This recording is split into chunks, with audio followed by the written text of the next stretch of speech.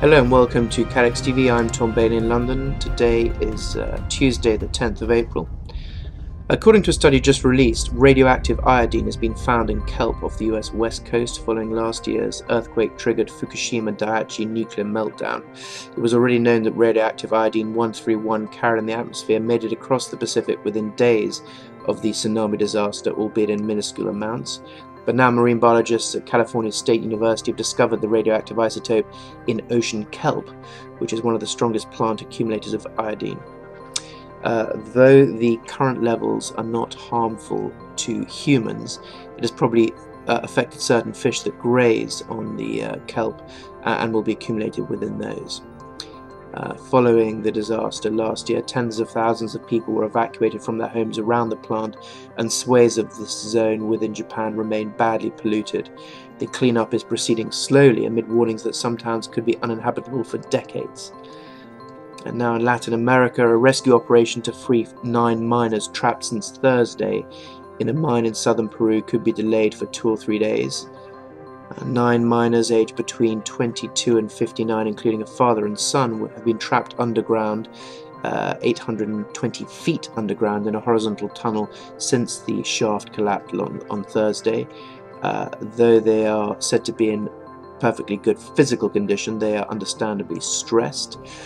Rescuers were thought to be only about 6.5 feet from the miners on Saturday, when further cave-ins slowed the pace of the operation, and workers had to focus on shoring up the chamber to avoid larger cave-ins.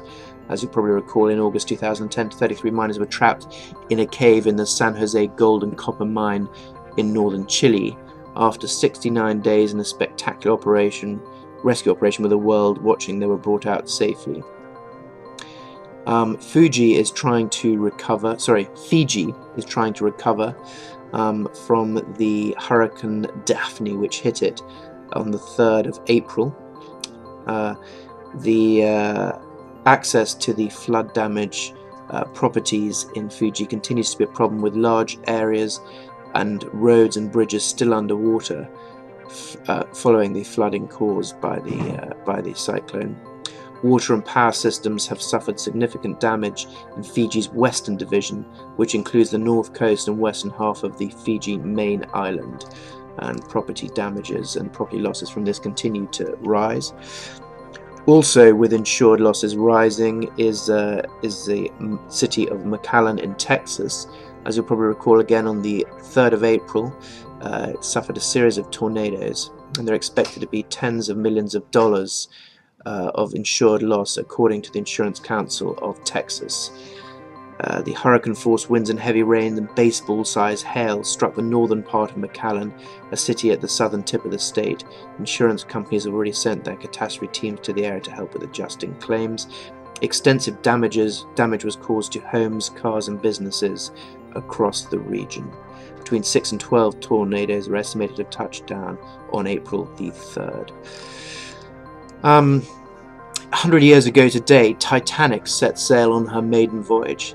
Titanic was the pride of the seagoing industry when it went down off the coast of Canada, with a loss of 1,514 lives. These days there is a continuing trend for even bigger and grander vessels, as the cruise industry in particular tries to keep pace with demand from passengers. 32 passengers died earlier this year when the cruise liner Costa Concordia ran aground off the coast of Italy on January the 13th, and although the ship's captain has been in the line of fire over his conduct, Maritime Union Nautilus International has warned against a rush to judgment, arguing other factors may have played a part. There is a general concern among those involved in the industry that the ever-increasing size and complexity of the cruise ships is likely to lead to a increase in potential disasters. Again, we'll keep a watch on that and see what measures are put in place. Thank you very much for joining us. We'll be back at the same time tomorrow with Frank Fortunato in Princeton. Goodbye.